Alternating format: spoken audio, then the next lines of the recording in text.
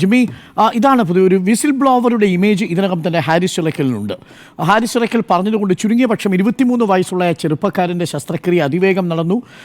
ആ പ്രോബ് വളരെ പെട്ടെന്ന് തന്നെ ആശുപത്രിയിലേക്ക് എത്തിക്കുന്ന സംവിധാനവും ഉണ്ടായിരുന്നു എന്നാണ് മനസ്സിലാക്കുന്നത്. അപ്പോൾ അതിനെ ആ നിലയ്ക്ക് കണ്ട് കാര്യങ്ങൾ സ്മൂത്തായി കൊണ്ടുപോകുന്നതിന് പകരം ഹാരിസ് ചിറക്കലിനെ പഴിചാരുന്നത് ഒരു തെറ്റായ ഒരു സൂചനയാണോ നൽകുന്നത്? ആ അർത്ഥത്തിൽ പിഴവ് പറഞ്ഞതിന് പഴിയാണോ വഹിക്കേണ്ടി വരുന്നത് ഇപ്പോൾ ഹാരിസ്? പാളിപ്പൊയ്ക്കൊണ്ടിരിക്കുന്ന ഒരു PR ഓപ്പറേഷൻ എന്നാണ് ഞാനിതിനെ വിളിക്കുക. Public relations operation. ഈ പബ്ലിക് റിലേഷൻസ് അത്ര മോശം കാര്യമൊന്നുമല്ല. പൊതുജനങ്ങളുമായി സമ്പർക്കപ്പെടുന്ന ഏത് സംവിധാനത്തിലും, സർക്കാരായാലും പാർട്ടി ആയാലും ഒരു ആശുപത്രി ആയാലും ഒരു കമ്പനി ആയാലും ഒക്കെ ഈ PR ഓപ്പറേഷൻസ് വേണം. അത് ജനങ്ങളുമായി ബന്ധപ്പെടുമ്പോഴാണ്. എങ്ങനെയാണ് ഈ കഥ തുടങ്ങിയതെന്നൊന്ന് ആലോചിച്ച് നോക്കൂ. ഹാരിസ് ചിറക്കൽ നിന്ന് കേരളത്തിൽ അധികമാരും കേട്ടിട്ടില്ലാത്ത ഒരു മനുഷ്യൻ, ഒരു ഡോക്ടറാണ്, അയാളൊരു കാര്യം പറയുന്നു. ആ കാര്യം ശരിയാണെന്ന് പൊതുവെ ആളുകൾക്ക് തോന്നുന്നു. അപ്പോൾ തന്നെ ആരോഗ്യമന്ത്രി പ്രതികരിക്കുന്നു. മന്ത്രി പറയുന്നു ഒരു സിസ്റ്റത്തിനൊരു പ്രശ്നമുണ്ടെന്ന് മനസ്സിലാകുന്നുണ്ട്. ഇദ്ദേഹം വളരെ നല്ല ഡോക്ടറാണ്. ഈ ഡോക്ടർ കാര്യങ്ങൾ പറഞ്ഞത് നല്ല കാര്യം. അത് നമുക്ക് പഠിക്കാം, പരിഹരിക്കാൻ ശ്രമിക്കാം. മാധ്യമങ്ങൾ പറയുന്നു തിരുവനന്തപുരത്ത് ഞാൻ ചെല്ലട്ടെ, എന്നിട്ട് നമുക്ക് ഒരുമിച്ച് മെഡിക്കൽ കോളേജിലേക്ക് പോകാം. അതിഗംഭീരമായിട്ടുള്ള ജനങ്ങളുമായി എങ്ങനെയാണ് ഒരു മന്ത്രി സംസാരിക്കേണ്ടതെന്നുള്ളതിൻ്റെ ഈ അടുത്ത കാലത്തെങ്കിലും ഇത്രയും നല്ലൊരു ഉദാഹരണം ഞാൻ കണ്ടിട്ടില്ല. പെർഫെക്റ്റ്. അടുത്ത ദിവസം കേരളത്തിലെ ഇടതുപക്ഷ ആളുകളും നേതാക്കളും എല്ലാം ഡോക്ടർ ഹാരിസ് പറഞ്ഞത് പ്രശ്നമാണെങ്കിൽ അത് പരിഹരിക്കണം എന്ന് തന്നെയാണ് പറഞ്ഞത്. വളരെ നല്ലത്. ഡേ 2. അതിനുശേഷം സ്വാഭാവികമാണ് പ്രതിപക്ഷം എന്ത് ചെയ്യും, മാധ്യമങ്ങൾ എന്ത് ചെയ്യും, ഈ വിഷയത്തിൽ ഇതിൽ കൂടുതൽ എന്തെങ്കിലും ഉണ്ടോ എന്ന് പരിശോധിക്കും. ഡോക്ടർ ഹാരിസ് പറഞ്ഞതിനപ്പുറം എന്തൊക്കെയുണ്ടെന്ന് പരിശോധിക്കും. നമ്മൾ തന്നെ പറഞ്ഞു, ഡോക്ടർ ഹാരിസ് പറഞ്ഞത് ഒരു രോഗിക്കിലെ 3 രോഗികളുടെ ഓപ്പറേഷൻ തടസ്സപ്പെടുക മാത്രമല്ല, രോഗികൾക്ക് പുറത്തുനിന്ന് ആ സാധനങ്ങൾ വാങ്ങിച്ചു കൊടുത്ത് ഓപ്പറേഷൻ നടത്തേണ്ട സാഹചര്യമുണ്ട്. ഉപകരണങ്ങൾ വാടകയ്ക്ക് കൊണ്ടുവന്ന് കൊടുത്ത് ഓപ്പറേഷൻ നടത്തേണ്ട സാഹചര്യമുണ്ട്. ഇതൊക്കെ പറഞ്ഞു. ഇതൊക്കെ ശരിയാണ്, ഇത് നടക്കുന്നുണ്ട് മെഡിക്കൽ കോളേജിൽ എന്ന് മാധ്യമങ്ങൾ റിപ്പോർട്ട് ചെയ്തു. പ്രതിപക്ഷം ഇതൊരു വലിയ വിഷയമാക്കി. അപ്പോഴും മാധ്യമങ്ങൾ പറഞ്ഞു, റിപ്പോർട്ടർ ചാനൽ എടുത്തു പറഞ്ഞു, ഇത് ഇന്നും ഇന്നലെയും തുടങ്ങിയതല്ല, ഈ മന്ത്രിയുടെ കുറ്റമല്ല, ഈ സർക്കാരിൻ്റെ കുറ്റമല്ല. ഞാൻ തന്നെ മീറ്റ് ദ എഡിറ്റേഴ്സ് പറഞ്ഞത് 2003-2004 മുതൽ ഇവിടെ ഇതാണ് സ്ഥിതി എന്ന് പറഞ്ഞു. അങ്ങനെ ഒരു മന്ത്രി ആദ്യം പറഞ്ഞ സിസ്റ്റമിക് ഫെയിലിയർ എങ്ങനെയാണ് കാലാകാലങ്ങളായി നമ്മുടെ നാട്ടിൽ നിലനിൽക്കുന്നത് എന്നതിൻ്റെ ഒരു ഉദാഹരണങ്ങൾ മാധ്യമങ്ങൾ ഒന്നൊന്നായി പുറത്തു കൊണ്ടുവന്നുകൊണ്ടേ ഇരിക്കുകയാണ്. പ്രതിപക്ഷം സ്വാഭാവികമായിട്ടും പ്രതിപക്ഷത്തിൻ്റെ അതേ ജോലി ചെയ്തു. ജനങ്ങൾ അതിനെ ആ വിലയിലേ എടുക്കുകയുള്ളൂ. ഇതിപ്പോൾ ഇടതുമുന്നണിയായിരുന്നു പ്രതിപക്ഷത്തെങ്കിൽ കേരളം നിന്ന് കുലുങ്ങിയനെ. ഇതൊന്നും അല്ല, ഇതിൻ്റെ അപ്പുറമായനെ. അത് പ്രതിപക്ഷത്തിൻ്റെ ജോലി. മാധ്യമങ്ങൾ ഞാൻ വിചാരിക്കുന്നു വളരെ മര്യാദയോടുകൂടി ഈ സർക്കാരിന് വിവരമില്ല എന്ന് ഒരു മാധ്യമവും പറഞ്ഞതായി ഞാൻ കരുതുന്നില്ല. ചിലപ്പോൾ ചിലർ പറഞ്ഞിട്ടുണ്ടാകും. പക്ഷേ പൊതുവേ മാധ്യമങ്ങൾ പറഞ്ഞത് മന്ത്രി ആദ്യം പറഞ്ഞ കാര്യമാണ്. ഇതൊരു സിസ്റ്റമിക് ഫെയിലിയറാണ്, മന്ത്രിയുടെ പ്രശ്നമല്ല.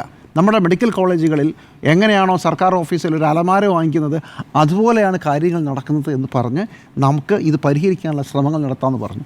കൂടുതൽ വാർത്തകൾ പിന്നെയും വന്നുകൊണ്ടിരിക്കുകയാണ്. അപ്പോഴൊക്കെ നമുക്കിത് പരിഹരിക്കാമെന്ന് പറഞ്ഞ മന്ത്രിയുടെ ആ ഒരു നല്ല മനസ്സാണ് ഡോക്ടർ ഹാരിസിൻ്റെ ഇപ്പുറത്ത് നിൽക്കുന്നത്. So beautiful. പക്ഷേ അവിടെ നിന്ന് പെട്ടെന്ന് മുഖ്യമന്ത്രി പറയുകയാണ്, സംഭവമൊക്കെ ശരി, പക്ഷേ സർക്കാരിനെ മോശപ്പെടുത്താൻ ശ്രമിക്കുന്ന ആളുകളുടെ കയ്യിലൊരു വടിയായി മാറിപ്പോയത് ശരിയായില്ല, അത് ശരിയായില്ല എന്ന് പറഞ്ഞതോടുകൂടി it was like a dog whistle എന്ന് പറയുന്നത് വേട്ടനായ്ക്കൾക്ക് കയറി ആക്രമിക്കാനുള്ള ഒരു സന്ദേശം കൊടുക്കുകയാണ്. അതങ്ങനെയായിപ്പോയി. പിന്നെ നമ്മൾ കാണുന്നത് അതുവരെ വളരെ സംയമനത്തോടെ ഇരുന്ന മനുഷ്യരെല്ലാവരും കയറി ഡോക്ടർ ഹാരിസിനെ കയറി മേയുന്നതാണ്. അതിനകത്ത് മന്ത്രിമാരുണ്ട്, സോഷ്യൽ മീഡിയയിലെ ഇടതുപക്ഷ പ്രൊഫൈലുകളുണ്ട്, എല്ലാവരുമുണ്ട്. ആകെ വ്യത്യസ്തമായൊരു കാര്യം, CPIയുടെ മന്ത്രി വരെ, GR അനിൽ വരെ ഇന്ന് പറഞ്ഞത് ഇത് ശരിയായ ഇതിനൊക്കെ വേറെ വഴിയുണ്ടെന്നാണ്. 4 ദിവസം ഇവർക്ക് ആർക്കും തോന്നാതിരുന്ന ഒരു കാര്യം, മുഖ്യമന്ത്രി ശ്രീ പിണറായി വിജയൻ നിലപാട് മാറ്റിയതോടുകൂടി എല്ലാവരും നിലപാട് മാറ്റി. ആകെ CPIയുടെ സംസ്ഥാന സെക്രട്ടറി ബിനോയ് വിശ്വം മാത്രമാണ് ഒരു കുനിഷ്ടില്ലാത്ത ആളാണ് ഡോക്ടർ ഹാരിസ് എന്ന് പറഞ്ഞത്. കേരളത്തിൻ്റെ മനസ്സവിടെയാണ്. നോക്കൂ, ഇനി യുദ്ധമാണ്.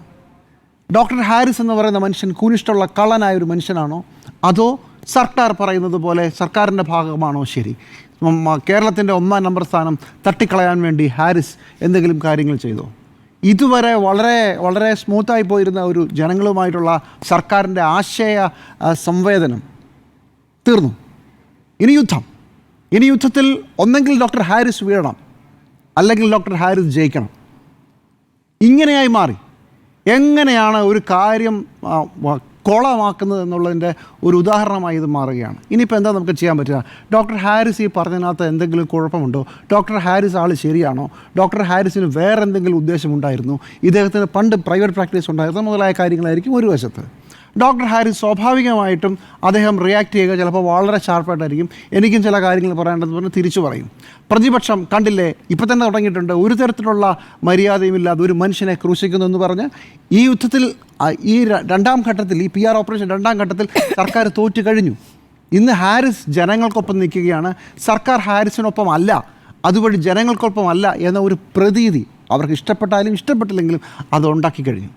എന്തിൻ്റെ ആവശ്യമായിരുന്നു? എന്തിനാണ് അങ്ങനെ പറഞ്ഞത്? കേരളം 1-ാം സ്ഥാനത്താണ് എന്നുള്ളതിന് എന്തൊക്കെ ഉദാഹരണങ്ങളുണ്ട്? ഈ കഴിഞ്ഞ 10 വർഷം ഇടതുമുന്നണി സർക്കാരാണ് ഭരിച്ചത്. ആ സർക്കാർ ചെയ്ത കാര്യങ്ങൾക്ക് മന്ത്രി ശ്രീ വീണ ജോർജ് തന്നെ ദേശാഭിമാനിൽ എഴുതിയ ലേഖനം, അത് അവരുടെ ഫേസ്ബുക്ക് പോസ്റ്റ്, അതിലൊക്കെ വളരെ വിശദമായി എങ്ങനെയാണ് ഈ കഴിഞ്ഞ 10 വർഷം ഞങ്ങൾ ചെയ്ത നല്ല കാര്യങ്ങളെന്ന് വിശദമായി വിശദീകരിച്ചു. പ്രതിപക്ഷത്തിന് മറുപടി ഉണ്ടാകാം. പക്ഷേ ചില പ്രശ്നങ്ങളുണ്ട്. മന്ത്രി പറഞ്ഞതുപോലെ സിസ്റ്റമിക് ഫെയിലിയറാണ്, നമുക്കത് പരിഹരിക്കാമെന്ന് കൂടെ പറഞ്ഞാൽ മന്ത്രിയുടെ മാർക്ക് കൂടുകയല്ലേ, ആരോഗ്യവകുപ്പിൻ്റെ മാർക്ക് കൂടുകയല്ലേ? അതിനി സാങ്കേതികത്വം പറഞ്ഞാൽ ഒരു ഡോക്ടറാണ്, സർക്കാർ ഉദ്യോഗസ്ഥനാണ്, ആ സർക്കാർ ഉദ്യോഗസ്ഥൻ ചെയ്തത് ശരിയായില്ല എന്ന് പറഞ്ഞുകൊണ്ട് ആ സർക്കാർ ഉദ്യോഗസ്ഥനെ ക്രൂശിക്കുമ്പോൾ നിങ്ങൾ ജനങ്ങളെ മുറിവേൽപ്പിക്കുകയാണ്. മെഡിക്കൽ കോളേജ് ആശുപത്രിയിൽ എത്രയോ കാലമായി ഈ കഷ്ടപ്പാടുകൾ മുഴുവൻ സഹിക്കുന്ന മനുഷ്യരുടെ പ്രതിനിധിയായി ഡോക്ടർ ഹാരിസ് മാറിയത് ഇവിടെയുള്ള മുഖ്യമന്ത്രിയും മന്ത്രിമാരും അറിഞ്ഞില്ലേ? അതാണ് പ്രശ്നം. അത് മനസ്സിലാക്കാതെ എന്തൊക്കെയോ പറയുകയാണ്. ഞാൻ മനസ്സിലാക്കുന്നത് ഡോക്ടർ ഹാരിസിനെ കൊടുക്കാനുള്ള എന്തോ ഒരു സാധനം അദ്ദേഹത്തിൻ്റെ ഭാഗത്ത് എന്തോ ഒരു പ്രൊസീജിയർ ലാപ്സോ മറ്റോ ഉണ്ടായിട്ടുണ്ടെന്ന് തോന്നുന്നു. അത് ഇവർക്ക് മനസ്സിലായി, അല്ലെങ്കിൽ മനസ്സിലായെന്ന് അവർ കരുതുന്നു. എന്നാൽ പിന്നെ ഈ അതുവരെയുള്ള സംയമനമൊക്കെ വിട്ടിട്ട് ഡിഫെൻസീവ് പൊസിഷനിലായതുകൊണ്ട് മാത്രം കളിച്ച ഒരു കളിയായിരുന്നു ഡോക്ടർ ഹാരിസിനെ കുറിച്ചുള്ള പുകഴ്ത്തൽ. ഡോക്ടർ ഹാരിസിനെ പിടിക്കാൻ എന്തോ ഒരു ചാൻസ് കിട്ടുന്നവർക്ക് തോന്നുന്നു, അവരത് ഇനിയിപ്പോൾ വലിയ ആയുധമായി ഉപയോഗിക്കാൻ പോകുന്നു. ഇങ്ങനല്ല കാര്യങ്ങൾ ചെയ്യേണ്ടത്. ഡോക്ടർ ഹാരിസിനും ഡോക്ടർ ഹാരിസ് പറഞ്ഞ ഒരു പ്രോബിൻ്റെ കേടിനും അപ്പുറത്തേക്ക് വിഷയം വളർന്നു കഴിഞ്ഞു. മെഡിക്കൽ കോളേജിലെ സിസ്റ്റമിക് ഫെയിലിയറിനെ കുറിച്ച് എല്ലാവരും സംസാരിക്കുന്നു. റിപ്പോർട്ടറിലും മറ്റ് ചാനലുകളിലൊക്കെ ആളുകൾ വന്നു നിന്ന് എനിക്കുണ്ടായ 4 ലക്ഷം രൂപയുടെ ചിലവിനെക്കുറിച്ചും എനിക്കുണ്ടായ 10 ദിവസത്തെ കാത്തിരിപ്പിനെക്കുറിച്ചും ഒക്കെ പറഞ്ഞ് കഥ വേറെ വഴി പോയി. അത് മനസ്സിലാക്കാതെ ഡോക്ടർ ഹാരിസിനെ പിടിക്കേണ്ട ഒരു അവസരം കിട്ടുമ്പോൾ ഡോക്ടർ ഹാരിസ് ഉയർത്തി വെച്ച മുഴുവൻ വിഷയങ്ങളെയും റദ്ദ് ചെയ്തുകൊണ്ടുള്ള ഡോഗ് വിസിലും അതിനുശേഷമുള്ള ആക്രമണവും വളരെ വളരെ മോശമായ ഒരു PR ഓപ്പറേഷനായി പോയി. പ്രത്യേകിച്ച് ഒരു ഇലക്ഷനിന് 1 വർഷമേ ബാക്കിയുള്ളൂ. ഇങ്ങനെയല്ല സർക്കാർ ഒരു വിസിൽ ബ്ലോവറോട് ചെയ്യേണ്ടത്.